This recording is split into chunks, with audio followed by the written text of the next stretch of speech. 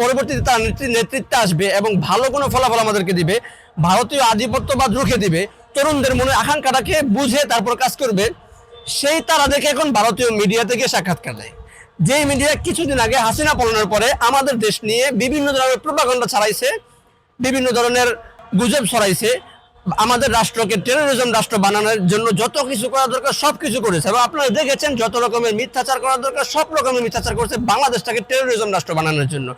সেই মিডিয়াতে গিয়ে যখন সেই দলের নেতৃত্বে গিয়ে সাক্ষাৎকার দেয়, তাহলে আপনি কিভাবে বিশ্বাস করবেন যে তারা পরবর্তী বাংলাদেশকে ভারতীয় আধিপত্যবাদের বিরুদ্ধে রুখে দাঁড়াবে এবং ভারতীয় বিস্তারকে প্রতিহত করে জনগণের আকাঙ্ক্ষা অনুযায়ী কাজ করবে? কারণ আমরা হাসিনাকে সরাইলাম, হাসিনাকে খেদাইলাম, এটা ভারতীয় প্রোডাক্ট। আচ্ছা, হাসিনা যে পলাইছে, সে ভারতে পালাইছে কি জন্য? তার কারণ একটাই ছিল, সে ভারতীয় আধিপত্যবাদ বিস্তার করার মধ্যে সহযোগিতা করেছে। এবং হাসিনা যেটা ভারতের সেটা প্রমাণ আমরা ইতিমধ্যে পাইছি। হাসিনা ভারতকে বিভিন্ন রকম সুবিধা দিছে, যেটা সাধারণত সচরাচর কোনো চুক্তিতে সই থাকে না, এরকম সুবিধা দিছে। এবং হাসিনা নিজে মুখে বলেছে যে আমরা ভারতকে যা দিয়েছি ভারত সারা জীবন মনে রাখবে। এবার আপনি চিন্তা করেন, যখন হাসিনা পালাইলো তখন সেই ভারতে গিয়েই পালাইছে। আমাদের হাসিনাকে দৌড়ানোর পিছনে, হাসিনাকে তাড়ানোর পিছনে উদ্দেশ্য কি? ভারতীয় আধিপত্যবাদ যেন বাংলাদেশে আর না হয়, সেটাকে যেন রুখে দিতে পারি। ভারতীয় আধিপত্যবাদের বিস্তার যেন বাংলাদেশে না হয়, ভারতীয় বিষ চক্ষু যেন বাংলাদেশে না পড়ে। এই জন্য যতগুলা পলাইছে সব ভারতে গিয়ে পলাইছে। ঠিক আছে, এবার আমাদের যে রাজনৈতিক দলগুলো আছে তাদের প্রতি আমাদের একটা বিশাল বড় আস্থার জায়গা ছিল, এখনো আছে, যে তারা ভারতীয় আধিপত্যবাদের বিরুদ্ধে গিয়ে আমাদের দেশটাকে পরিচালনা করবে, তরুণদের মনের আকাঙ্ক্ষাটা তারা পূরণ করবে। আমরা সেই বিশ্বাসটা রাখতাম।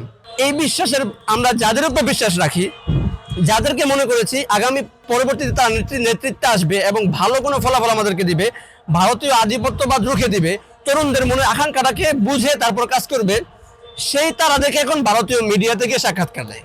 যেই মিডিয়া কিছুদিন আগে হাসিনা পলানোর পরে আমাদের দেশ নিয়ে বিভিন্ন ধরনের প্রোপাগান্ডা ছড়াইছে, বিভিন্ন ধরনের গুজব ছড়াইছে, আমাদের রাষ্ট্রকে টেরোরিজম রাষ্ট্র বানানোর জন্য যত কিছু করা দরকার সব কিছু করেছে। এবং আপনারা দেখেছেন যত রকমের মিথ্যাচার করা দরকার সব রকমের মিথ্যাচার করেছে বাংলাদেশটাকে টেরোরিজম রাষ্ট্র বানানোর জন্য। সেই মিডিয়াতে গিয়ে যখন সেই দলের নেতৃত্বে গিয়ে সাক্ষাৎকার দেয়, তাহলে আপনি কিভাবে বিশ্বাস করবেন যে তারা পরবর্তী বাংলাদেশকে ভারতীয় আধিপত্যবাদের বিরুদ্ধে রুখে দাঁড়াবে এবং ভারতীয় বিস্তারকে প্রতিহত করে জনগণের আকাঙ্ক্ষা অনুযায়ী কাজ করবে? কারণ আমরা হাসিনাকে সরাইলাম, হাসিনাকে খেদাইলাম, এটা ভারতীয় প্রোডাক্ট। এটা ভারতীয় আধিপত্যবাদ বিস্তার করা থেকে আমাদের দেশটাকে, মানে দিল্লির কোনো প্রেসক্রিপশনে বাংলাদেশ চলবে না, সেই অনুযায়ী আমরা সেই দিক বিবেচনা করে আমরা হাসিনাকে সরাই দিছি। এখন যাদেরকে আমরা পরবর্তী নেতৃত্বে ভাবতেছি তারাই দেখি সেই সব মিডিয়া থেকে সাক্ষাৎকার দেয়। সুতরাং আমাদেরকে রক্ষা করবে কে?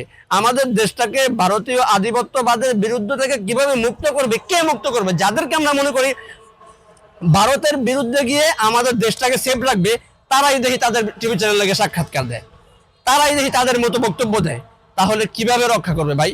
তাহলে কিভাবে তরুণ সমাজের মনটা তারা জয় করবে? কারণ আপনি দেখেন, আমাদের আকাঙ্ক্ষা ছিল কি? একটা আকাঙ্ক্ষা ছিল যে ভারতীয় আধিপত্যবাদ আমার দেশে থাকবে না, ভারতীয় আধিপত্যবাদ আমরা আমাদের দেশে চাই না, ভারতীয় প্রেসক্রিপশনে আমাদের দেশ চলবে না।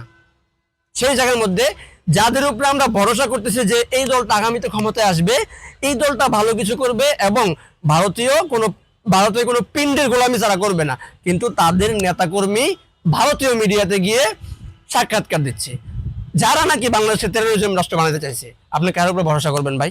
সুতরাং আগামীতে আপনার ভোট আপনি দিবেন, আমার ভোট আমি দিব, যাকে খুশি তাকে দিব, যাকে মনে করবেন যে না আমার দেশটাকে সেফ রাখবে, আমার দেশটাকে সেফ রাখবে, সবার আগে দেশ, দেশের আগে কেউ না, দলের আগে দেশ, দেশের আগে কেউ না, আমার দেশটাকে যে সেফ রাখবে।